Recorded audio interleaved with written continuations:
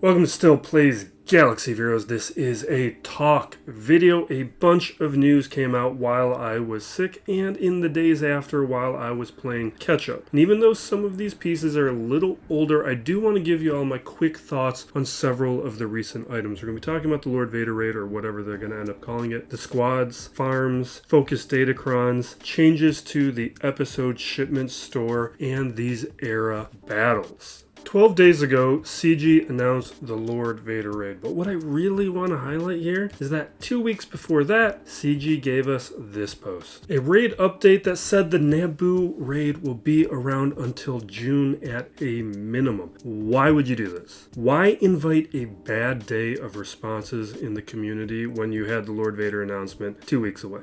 It's just combine them. Put the medicine in the food. We were already waiting. Why have a bad news day? It's just perplexing to me. I wanted to call it out. With the Revenge of the Sith era update, a couple things that I want to emphasize here. Earlier in the year, we had that Bad Batch update that some people took as a reason to slow down their grind towards the new Bad Batch characters because CG said or announced that they weren't going to culminate in a milestone character release at the end. I have always hammered to grind away at new releases. Get them to Gear 11 as soon as possible at the expense of relics, and to farm them immediately, prioritizing the newer farms over older farms because CG emphasizes new releases so much. And when it comes to raids, it also has a benefit of you can use these characters at 5 stars. So even if you can't grind them all the way to 7 stars, you don't have the crystal income that I do or some players do, you can still, as a free-to-play player, because I'm a free-to-play player, get them to 5 stars very affordably without too much effort, and then you can use them in Conquest. You can use them in Galactic Challenges and increase your resource income, which will then feed back into your roster and help you get more relics that you are losing out on by throwing your Kairos towards those newer character releases. Now, I do have relics, fewer relics than almost all of my opponents in Kyber 2. It is very rare that I have more relics or even equal relics to my bracket in a Kyber 2 bracket, but it's fine. There's some matches where it is a problem, but usually it's not, and I've been having a winning record for seasons for at least a year now. So don't think of it as a detriment to your roster to work towards new content in this way. And that's easy for me to say now, but I've been playing like this since before we have had all these changes to make farming shards easier, to make gearing easier. All of this stuff is easier than it's ever been. It shouldn't be holding you back. Whereas when I was doing it, it was single shard farms. It was where stun guns and carbantes and stun cuffs were a problem. But what I recognized then is the power of new kits just superseded old kits. And that continues to be true. Now, we don't always have them where they can beat out newer things, but there's a number of examples like Night Sisters, the Imperial Remnants, Seer Junda, where these are characters and squads that you could use at low stars and they would beat relic characters. Now, because of the raid, if you are in the mid-game, prioritize these clones. These dark side clones for the raid, but not also just for the raid, for legendary Mace Windu. You want to ensure that you get Mace Windu as quickly as possible, because what we need to remember in terms of the raid is if you don't have access to these timed character releases like Jar Jar was for the Naboo raid, you are effectively locking yourself in to lower performance for 3 months at a minimum. It's very important that you make sure you can unlock these legendary characters when they become available. I was able to get Jar Jar the second time around, which only had a minor impact on the Naboo raid, but if you were getting Jar Jar the third time around or later, it really made the Naboo raid a whole lot harder, and that's going to feed into your Mark III currency, which is just dropping down how quickly you can develop your roster. And you can't do it alone, so make sure you're telling your guildmates, if they're ignoring taking these characters up to like 5 stars at a minimum, that they really need to do so. You're going to hold back the guild otherwise. But if you're in a place to do it, I would be pushing towards Mace Windu because of how he's going to impact your raid performance. Now, we have to acknowledge that Mace is possibly not even in this raid. I am betting that Mace Windu is in the raid. It's in this portion where it says, as well as transmission lost. I'm betting that's Jedi Vanguard. I think looking at the Naboo raid, the structure, we had a conquest character with a journey guide character. So we had Jar Jar and Cadme. This time, I think we'll be looking at Mace Windu and Jocasta Nu. And maybe they separate into two separate squads or they form a singular squad. Because all these raids have had high level characters. Like we had Jabba, Leia, and then instead of a galactic legend this last time, it was a conquest and a legendary character. So while it could be like Ahsoka and some Spectre characters, I think it's more likely to be Mace Windu because he's relevant to the Sith era, Lord Vader, all those other markers. Focus Datacrons. We will get more into this in the Datacron video that I will be doing in a few days, probably over the weekend. But there's a few things in this post and related to episode shipments and the Datacrons that I want to discuss in general. One, these things have a low requirement of only Gear 5. Unless you are in the early game, ignore that. I don't think it's going to be meaningful enough, like in the Kyber level, to be trying to use these at low gear. However, some of these might be overpowered, so just pay attention. We can pivot if it looks like these can punch up at these lower gear requirements, but they are expensive, so we don't want to just be spending these resources on these Datacrons at these lower gear levels. I would just instead treat them as relic character requirements, even though they're not. There's also some positive things within this update that I do want to acknowledge and give CG their props for, because they are lifestyle improvements, because we're going to get into some negatives coming up. There's a very positive change to upping the currency cap. Every time a Datacron set expires, I'm always maxing out that currency cap, especially with how expensive these exposed Datacron or these focused Datacrons are. That is going to be a significant help. And then of course, Datacron navigation. This is huge. This was such a massive annoyance, and being able to do this now, that's just revolutionary to managing these things. Very happy to see it. It's been too long, so thank you, CG. Now for what I'm not happy about. I'm not happy about this change to episode shipments. I don't know how loud everyone else has been about this, if the Reddit was talking about this, but this should be a major complaint, particularly for free-to-play players. This is effectively a massive cut in our resource income. The structure of episode shipments, as it was sold to us, was that if we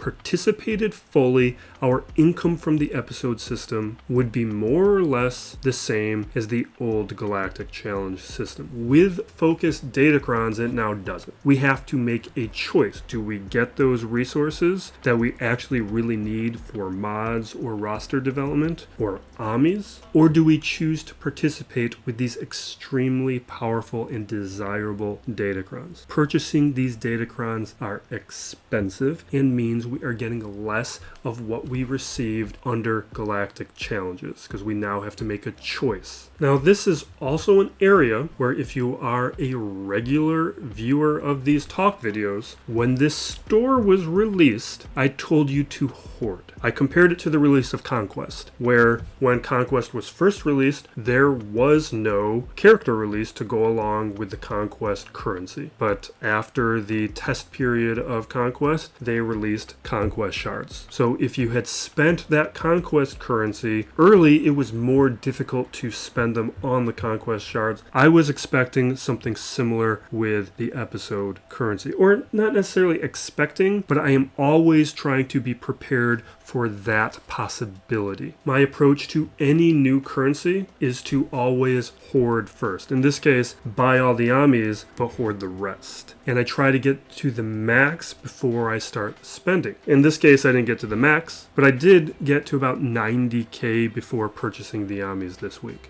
And that now allows me to buy my pick of these. I have the freedom to do so because I hoarded when we had a chance, when we weren't competing for too many other resources, but it did cost me some things because I need these mod slicing materials. You can see my Mark II thermal exchange unit and my Mark II circuit breaker module. Those numbers are pretty low, and I have held back on mod slicing as a consequence of it. And these are the types of choices that we are going to be making. Now, when it comes to these focused Datacrons, what I think you should be doing is what makes the most sense for your roster right now. I would not be changing anything to get these. I wouldn't be shifting your projects or your goals to start investing in characters for these squads unless you are close. Now for me, I volunteered to develop Scion of Jango for my guild and territory battles. I think mine's Relic 8 or whatever he is. So I will definitely be getting this one. And in this case, we'll talk a little bit about some of these Crons while we're here. This is based on the level 15 ability, 2 character investment, characters that I already have. So this is a buy for me because what he does at the lower level is allow you to use a 2-person squad, and it adds a good amount of survivability. The Aphra Cron, this is another one that I'm considering. What this is going to do is it's going to give some use to Chrysanthemum. That's actually quite valuable because if you pay attention to what I say about this squad, it's missing 2 major things. A good tank, because Chrysanthemum is not a good tank for that thing right now. This Cron will make Chrysanthemum a good tank. The other thing that the squad needs is a cleanse, because that is one of the common ways that Aphra will lose, especially if you're putting her into an uncomfortable position. If you lose Aphra early, you've lost. A cleanse would help that, particularly like up against a Lord Vader or some other squads. What we do have here though with Dr. Aphra is immunity to thermal detonators, and that expands to Darth Vader and Darkside droids, which means right now when we have these difficult Hutt Cartel Crons, you can use Aphra to counter the Hutt Cartel. So this is another buy for me. Now, if you have the Zaalbar Ami, I would very much be considering this. It just, in 3v3 in particular, is going to give a bunch of utility and hopefully maybe even some 5v5 viability. It as a minimum, especially if you're using like maybe Canderous. Well, there's plenty of, under Carthlead, there's going to be plenty of dots. You are going to be stacking offense. You're also going to be removing turn meter. There's a chance here that you could have a little bit of a turn meter train from this one. Now, Hera, I could technically get this, and maybe even in 3v3, but this one to me is a wait and see, because this squad isn't too strong in particular. I would want to see if a squad of Ezra, Hera, and Kanan in 3v3 would be viable, because otherwise Krex is going to be her most functional ally, but in 3v3 that is not his best use. So this one is kind of wait and see, unless you really wanted to be crazy, and if you're like early game and want to throw on a Phoenix Cron, that might actually do a lot of damage in the early game, but in late game, I'm going to let other people experiment with that one. Era Battle Nightfall. We are a day out since the release of Appo when this video comes out. If you have the crystals, and only if you have the crystals, I would consider pushing to 4 stars. I did it. It took me 3 packs. I got a drop of 7, a drop of 7, and a drop of 10 crystals. The entry requirement here is just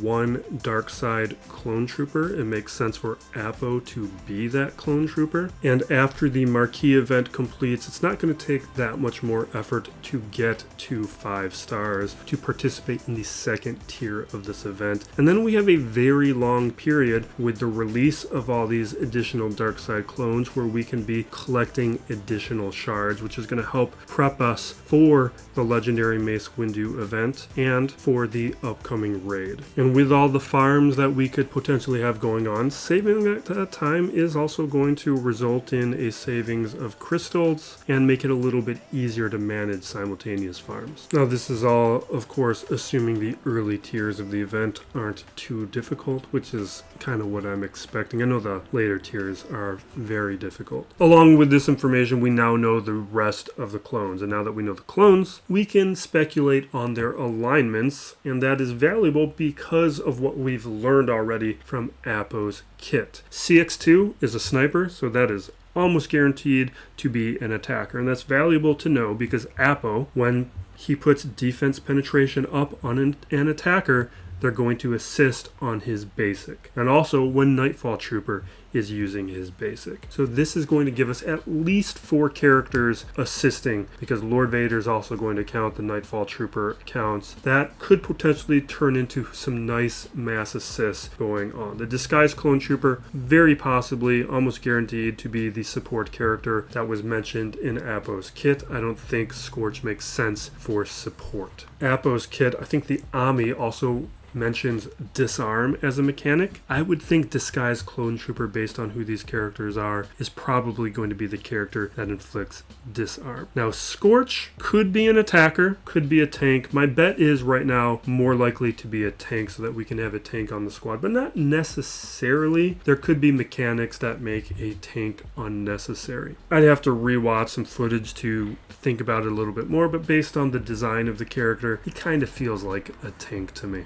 The last item I want to acknowledge for the pay-to-play players, I kind of like these slice of bundles. This is something that I can't give too much information on since I don't pay to play, but I do like more choice and being able to control for what you actually need instead of spending money and being a prisoner of chance. This feels like a massive improvement, especially when a number of these things would be highly desirable, like those bronzium wires, the blue signal data, and I know a lot of players are struggling on a lot of these final tier pieces. So that seems like a very positive pack if you are so inclined. Those are our quick hits. I don't know how quick they were. We got a little verbose on a couple of those, but we are now functionally caught up for the most part since me being ill over the past couple weeks. Although we'll have another roster update video coming. In the corner, we'll put one roster update. I think we'll still put Appo's kit, but more importantly, in the coming days, my thoughts on the new Datacron set. Look for that probably over the weekend would probably be the best time for me to really have the time to put it out. But also, Grand Arena videos in the meantime. Thank you for watching. Be excellent to each other, everybody. This is still Plays Galaxy of Heroes.